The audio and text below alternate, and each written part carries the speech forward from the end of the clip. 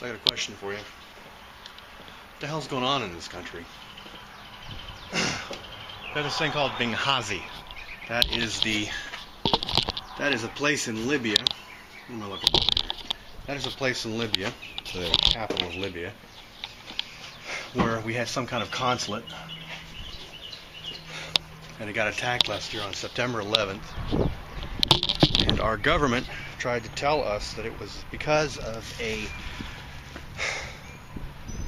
YouTube video that pissed everybody off, that no one ever saw. So no, it was not about no stupid YouTube video.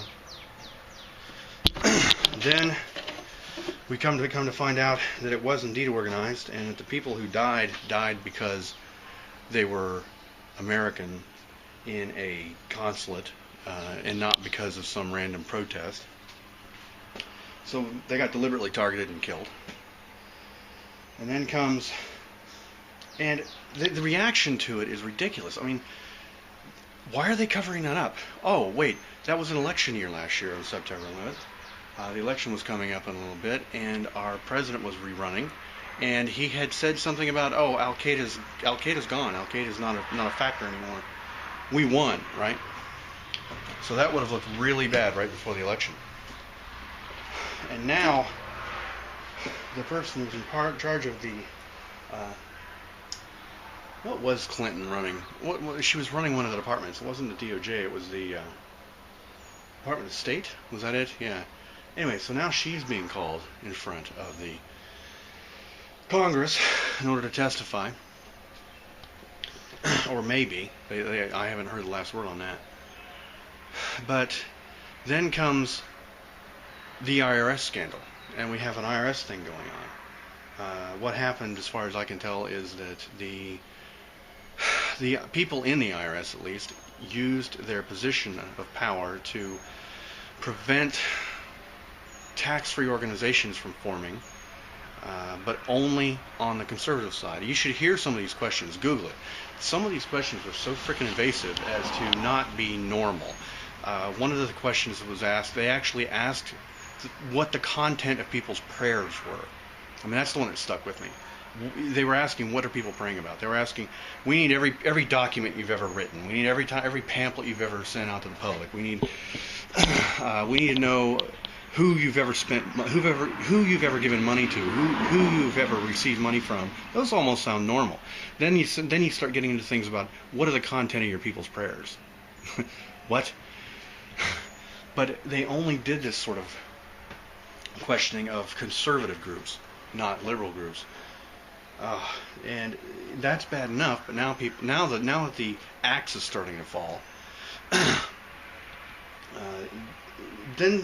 now that the axe is starting to fall, people are pleading the fifth. The chick who was in charge of that department when all this was going down is now the chick in charge of the department for Obamacare. Remember, that's being run by the IRS.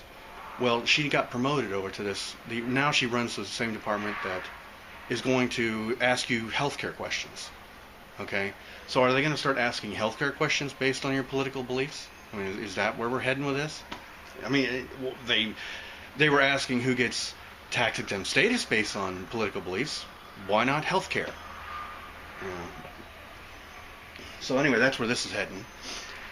And then, through all of this, the mainstream media has been basically silent. I mean, these people know what's going on. They know what's going on. They're not stupid.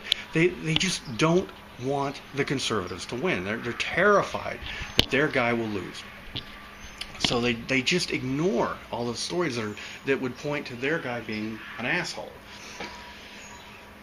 And it's been relatively effective because not everybody's like me and is obsessed with reading 100,000 blogs a day. If you read the blogs, you hear about this stuff. You understand that this stuff is going on in the background. But then the government went a step too far. I'd say they've jumped the shark now. What happened was the DOJ,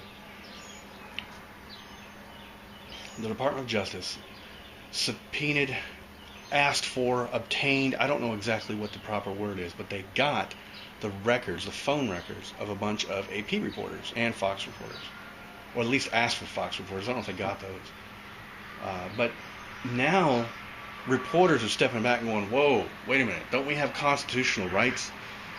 Don't we have a freedom of speech in this country? Don't we have freedom of the press in this country?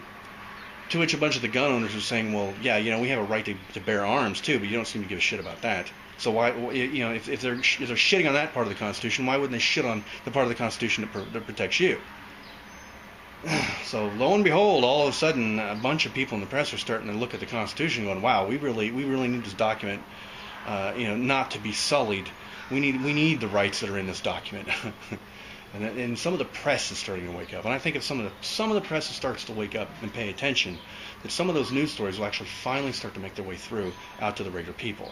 And when those low information voters, dumbasses, and out in the world who have the right to vote, finally catch up to, wow, this guy is not competent. This guy is not running the country properly. Something might snap. I mean, who knows? What's it going to take for people to wake up? Is it going to take a dictator taking over this country? Well, once dictators take over a country, it's kind of too late.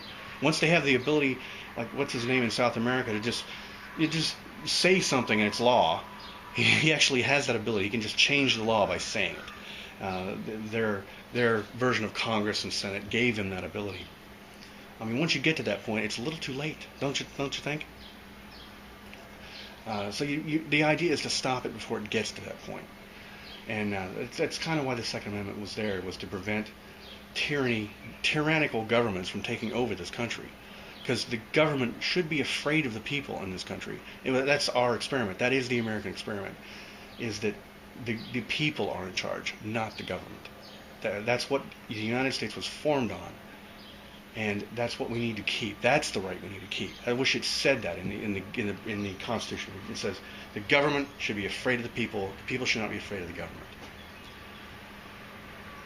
I don't know. We're living in interesting times, and the funny thing is, nobody seems to know it. You walk around and ask people, like, what problems? What Watergate? This is not our president's Watergate. Well, nobody died in Watergate. People died in this guy's fuck up. So, I don't know. Watergate was a couple of guys breaking into a basically unsecure hotel and grabbing some stuff out of a filing cabinet. And that brought down a president because it was an asshole move and the guy got busted for it. This guy, what's happening now is a government agency, the IRS, is being used to target the enemies of our current president. Whether or not the president actually went down there and said, "Thou shalt do this," he made jokes about using the IRS to attack his enemies, to stop people from competing against him to be president. And that's tyranny. That is tyranny. That attitude is tyranny. And I don't know what it's going to take for the low information voters to wake up and smell that their rights are the ones being stepped on, even though they don't realize it. I mean, there's so many people in this world live hand to mouth and don't pay any attention to what's going on around them. None.